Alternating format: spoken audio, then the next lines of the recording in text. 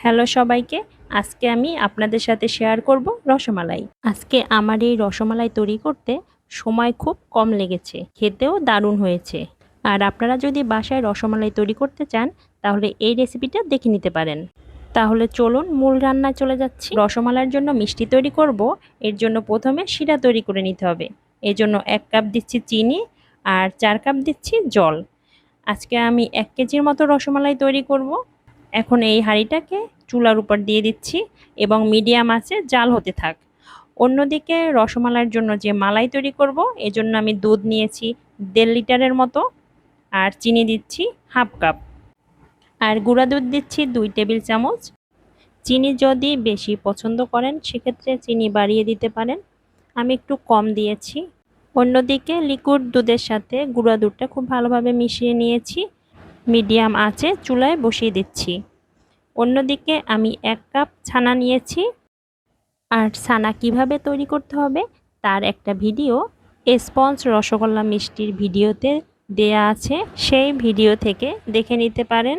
তো ছানাটাকে আমি খুব ভালোভাবে মথে নিচ্ছি। ছানা যত ভালোভাবে মথে নেওয়া যায় আপনার মিষ্টিও তত ভালো হবে। তো আমি এই ছানার সাথে কোনো কিছু অ্যাড করব না। এখানে আমি 1 কেজি রসমালাই করব, এই জন্য 1 কাপ ছানা নিয়েছি। আর 1 কাপ ছানার জন্য আপনারা 1 থেকে 1.5 লিটার দুধ দিয়ে ছানা তৈরি করে নেবেন। ছানাটা খুব ভালোভাবে মথে নেওয়া হয়ে গিয়েছে। এখন আমি ছোট ছোট করে রসমালাইয়ের যে মিষ্টিটা হয় সেই সাইজের মিষ্টি তৈরি করে নিব। ঠিক এভাবে করে বানিয়ে নিব। ঠিক একইভাবে এবং একই সাইজে আমি সব রসমালাইয়ের যে মিষ্টি সেই মিষ্টিগুলো তৈরি করে নিচ্ছি। এই তো আমার সব রসমালাইয়ের মিষ্টি তৈরি হয়ে গিয়েছে। এখন আমি শিরায় দিয়ে দিচ্ছি। মিষ্টিগুলো যখন শিরায় দিব এভাবে ভেসে উঠবে, আপনি তখন কিন্তু বুঝতে পারবেন একদম পারফেক্ট একটা মিষ্টি তৈরি হয়ে গিয়েছে। তো সবগুলো মিষ্টি দিয়ে আমি ঢেকে রেখে দিব আর ঢেকে রাখবো 7 মিনিটের জন্য। তখন আমি চুলার আঁচ রাখবো মিডিয়ামের থেকে একটু হাই। এভাবে 7 মিনিট চুলায় জাল দিয়ে নিব। আর এই সময়টায় কোনোভাবেই ঢাকনা তোলা যাবে না। মাঝে মাঝে হাঁড়িটা ধরে একটু নাড়াচাড়া করে দিবেন যাতে মিষ্টিগুলো একটার গায়ে আরেকটা লেগে না যায়। তো 7 মিনিট পরে আমি ঢাকনাটা তুলে দেখিয়ে দিচ্ছি, আমার মিষ্টিগুলো কিন্তু ঠিকঠাক ফুলে গিয়েছে। এই মিষ্টিটাকে আমি আরও 10 মিনিটের মতো জাল দিয়ে নিব একদম লো আঁচে।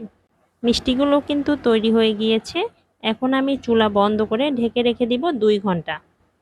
অন্যদিকে মালাইটা তৈরি করে নিচ্ছি।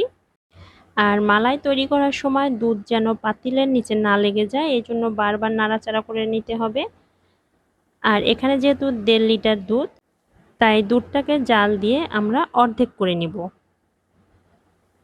তো দুধটা জাল দিতে দিতে যখন অর্ধেক হয়ে যাবে আমাদের কিন্তু মালাই তৈরি হয়ে যাবে তখন, এবং দুধে খুব সুন্দর একটা কালার আসবে। অন্যদিকে আমার মিষ্টিগুলো কিন্তু ঠান্ডা হয়ে গিয়েছে। এখন এই মিষ্টি থেকে শিরাটা বের করে নিচ্ছি। আর শিরাটা বের করার সময় মিষ্টিগুলো একটু চুপসে যাবে। হয়তো অনেকে ভাবতে পারেন পরবর্তীতে মিষ্টিগুলো ফুলে উঠবে কিনা। এটা যখন আবার মালাইতে দিবেন তখন আবার আগের মতোই মিষ্টিটা ফুলে উঠবে। তো সব মিষ্টি থেকে আমি এভাবে শিরাটা বের করে নিচ্ছি এবং একটা স্ট্রেনারের উপরে রেখে দিব।